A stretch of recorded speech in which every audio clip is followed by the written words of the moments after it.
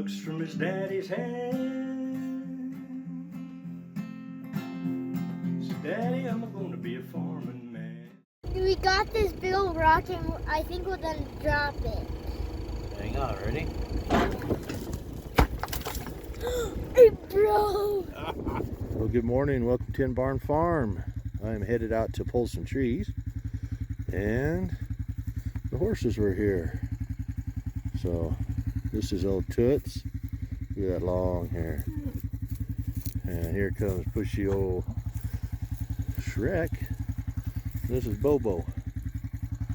You guys behave yourselves. Yeah, that's a good girl. Toots will be having a baby in a few months.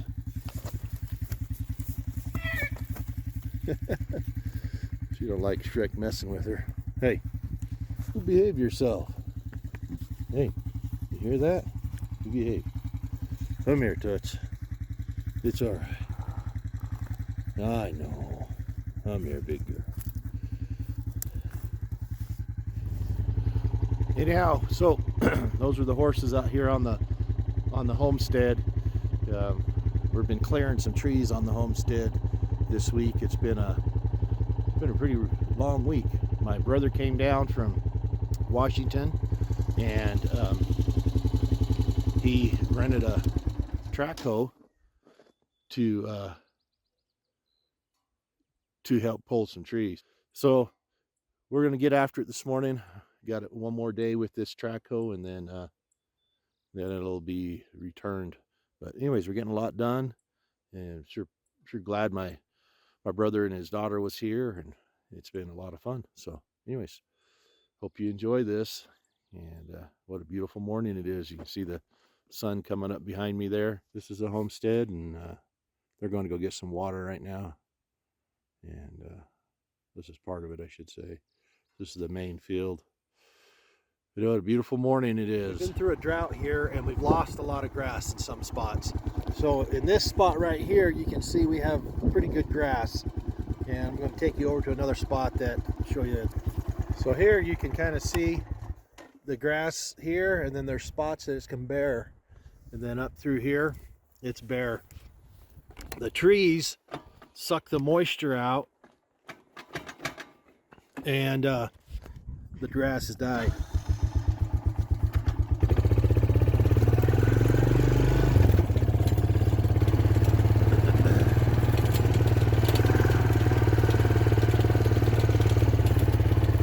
This ground is bare. Where these weeds are, we had really good rain the last couple of years, but where these weeds are is all the grass has died. So you kind of see that. So for the ground to hold moisture, you need organic matter in the ground and on top of the ground. That'll hold the moisture when you have organic material. So we're going to kind of an experimental thing we have up here going that I'll show you. So I'm going to show you around a little bit what we've done here. This is the little silver ale, we call it. It used to run right down through my dad's barn and stuff. You can see where it comes from back over here, but we've diverted it around his place, and so we redid this. We diverted it about, I don't know, 8 years ago, 10 years ago. And we just redid it today, or just recently. But so this will keep from flooding out his barn. You can see here, this is the trees we've been tearing out. We're going to leave these trees on the ground here until all their leaves fall off. The theory we have here is that all that green matter, all what the trees have, will fall down on the ground and help replace some of the organic matter to help hold the soil. Plus, we've seeded this, and that'll help cover the seeds up. So it looks really trashy right now for some people, but for us it's looking, there's a lot of organic material on the ground. Because we could gather all this stuff up and either burn it or haul it off or whatever, but then you're removing all that organic matter. So we're doing it a little different. Everybody else tends to want to get rid of it. They want to look good, but they deprive the soil of organic matter. And part of it, if you look underneath the trees here, there's good grass under the trees themselves. That's because of the organic material that was holding the moisture there. And then the trees were sucking the moisture out from beside their canopy. So we're going to see if this works. You can see this area we pulled all the trees out of. We're hoping that it'll redo itself and our organic matter will be good here. We saved the really big trees. You know, we don't take everything. So here's another area that we've cleared out quite a bit. And on the ground here, you can see the seeds. We have some wheat seeds there. And wheat is just going to be kind of like a cover crop for the other stuff. Planted a bunch of other things here, but we've seeded all this. Some of the areas we piled up. This is one of the areas we piled up the brush, so it's not going to be quite as much organic matter. I'm trying to see which way would be better. See how thick the trees are over there. That's a spot that's untouched. That's what all this used to look like, was just all that. Where it's real rocky, I try not to clear as many trees. We don't really need to. It kind of breaks up the land pretty good too. So this is an area that we had burned. You can see some of the dead trees we burned. It's pretty labor intensive to do that. You trim the trees, you stuck the little branches around the base of it, wait for it to dry out, and then come back and burn it. And you can see that by removing the trees, we've held more grass here than out of the trees. But that's why we decided to try to clear it all out. As you can kind of see, we've cleared a lot of stuff around here. This is only part of it. My dad asked me, he goes, "What do you, when you're out there pulling these trees?" He asked me what my, if you have any thoughts of my ancestors here. And what I told him is it's kind of interesting, you know, because I've spent this whole week out here in the mornings and evenings, and Friday, Saturday I was on the track hoe. But as I was going through here deciding which trees to pull, which ones to leave, it's one of those feelings. It was kind of like, wonder what trees my great grandpa was around. And I know, like this tree right here behind me, this big one here, and there's one right there. I know that those trees there and there, that my great grandpa had put his eyes on. I know it. And it's kind of interesting to be able to be out here on a homestead and kind of picture that and just kind of really look at the land. And we're really being good caretakers of this by removing these trees to return it back to what they used to use it. My grandparents were cattlemen here. They raised cattle all through these mountains. That's what brought them here in the farmland. So anyway, it's kind of interesting to go around and imagine which trees were here when they were here. And so it's kind of cool. So my grandpa spent some time out here in Vernon, and after John and I got married, he came out here and we went for a little drive and back here, and he was just really shocked at how many trees there were, because he said when he was out here it was pretty much no trees, just the really big ones. And so I think this is kind of what our ancestors did. They kept the trees cleared and kept it good, better for grass and stuff. Yeah, so her grandpa and my grandpa knew each other out here, and they spent quite a bit of time. But when I've talked to him, he said that this place was like our field back there, that this place here was, you know, very few trees, and over the years it gets to be so hard to keep them out. So this is a big change. For my family, this is the northwest face of the knoll that we're driving right up the middle of.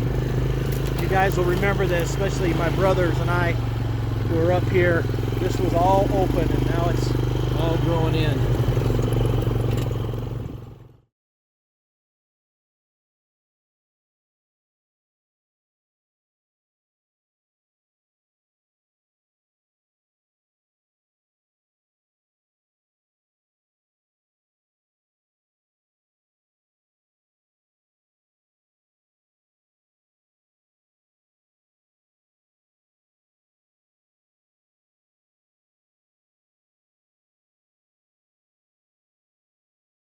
You see these trees, these piñons have died from disease, and let's drop off down over here and take some video of it. All right, if you can see some of these fields out there, there's some grass in these big fields. That stuff had been treated back in like 2016. They did a chipper. They chipped it all up. But our places, we're gonna walk down to where a little bit of an opening down here.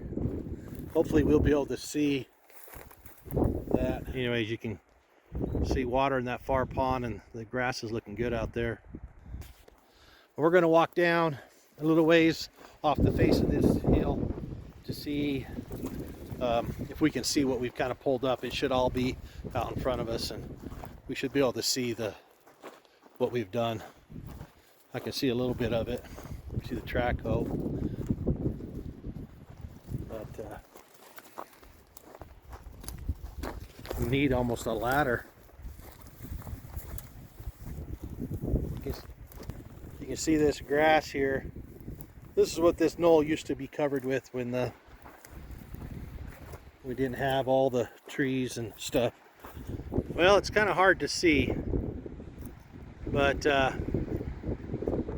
you can see that's the tank down there. You see the track hoe sitting there. We worked quite a bit of that area, and it still looks like a ton needs to be worked. There's so many trees there, still kind of hidden. But yeah, I thought we'd have a better look, or better view. Sorry, that wasn't a very good view. But anyways, that means there's a lot more trees that need to come out. We've treated about, I don't know, 30 acres, 25 to 30 acres down there. And so, sorry about the wind. So that's a big old pack rat's nest right there. These wood rats, they like to gather everything up, put it in a pile. So this is probably the best view of it.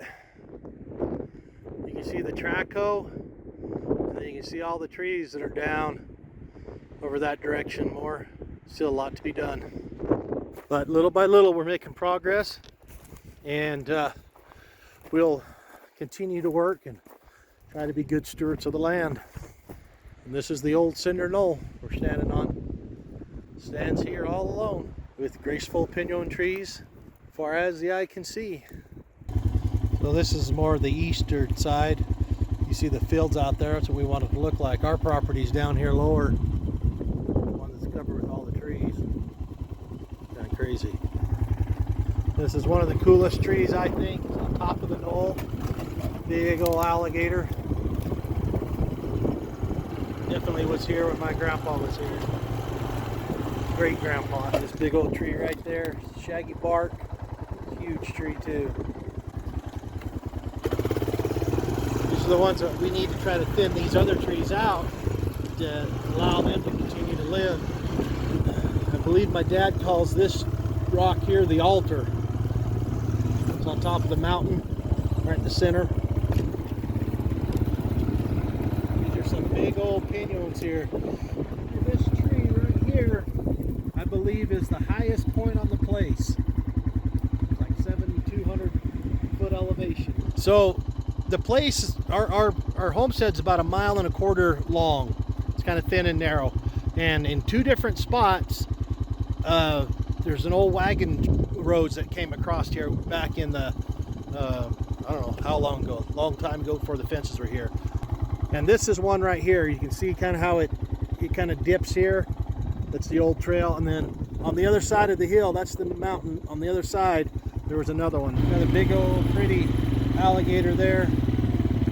Over here, I saved this because I liked how the tree formations were. Well, good afternoon. Welcome to Tin Barn Farm. It's been a real busy day. The goats are over there trying to fight through the fence, the two billy goats.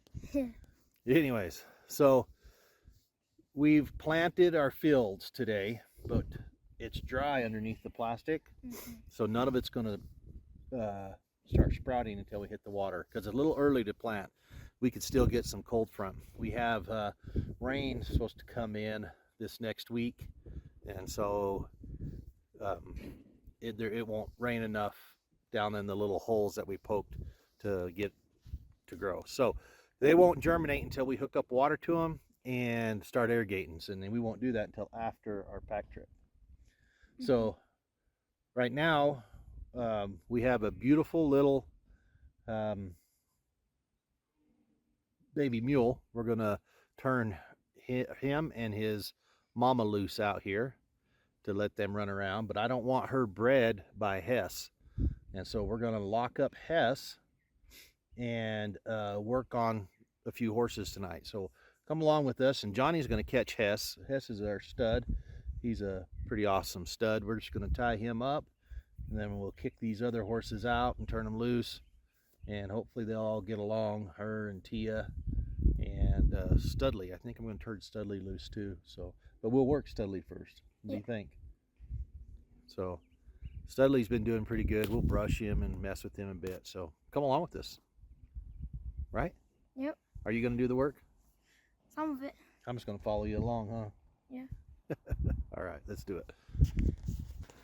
All right, let's go catch Hess.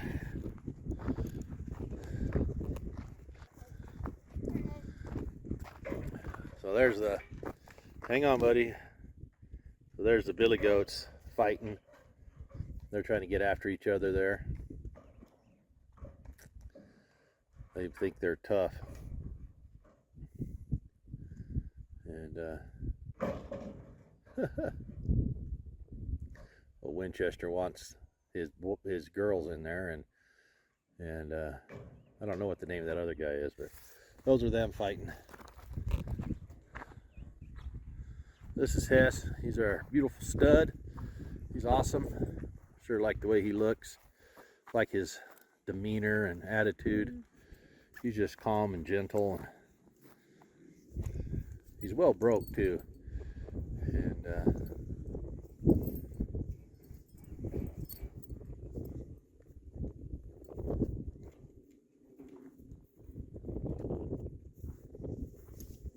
there you go. Hess is getting to be about 20, I think he's 23, 24 this year, so he's getting a little older. You guys ready? So this is how we kill a bunch of flies. Ew. My hands. Got a bunch of dead flies. Pretty gross, huh? Mm-hmm. Have to wash my hands now. But yeah, that's how we get some flies.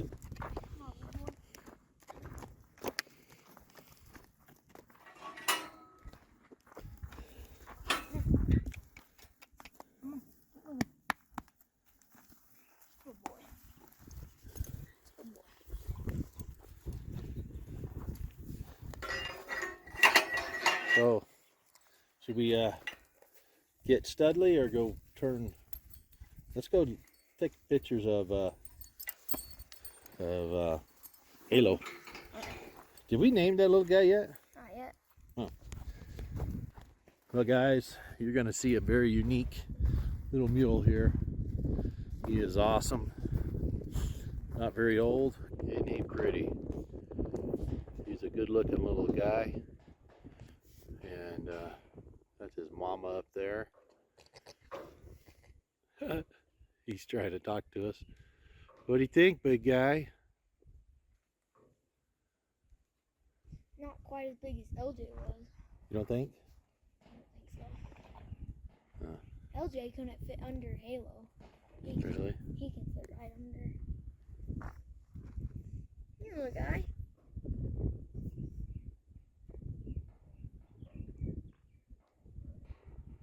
Isn't he beautiful? We need some names for this guy.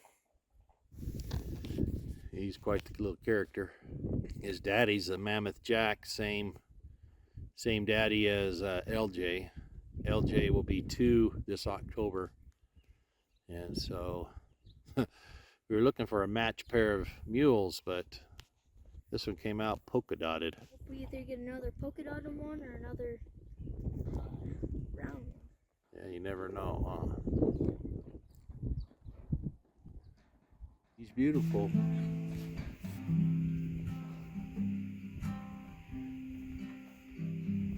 On a hill near the top, in a rough and rocky spot, Halo's looking good too. there stands the juniper. Be careful with her, Jay. Just come up to her. And when Just talk to her. I pass this way, its bark so old and gray, there stands the juniper. Just How go up, go along the fence. long has it been since the tree was just a seed? Get the rope around her to lead her around a bit so she knows you got her. The things it has seen. If only it could talk each day as I walk. I might You make a little, learn the secrets. like a military halter, what they call them. Tell me your secrets. Oh, Hey. Juniper. You want me to show you? Come here.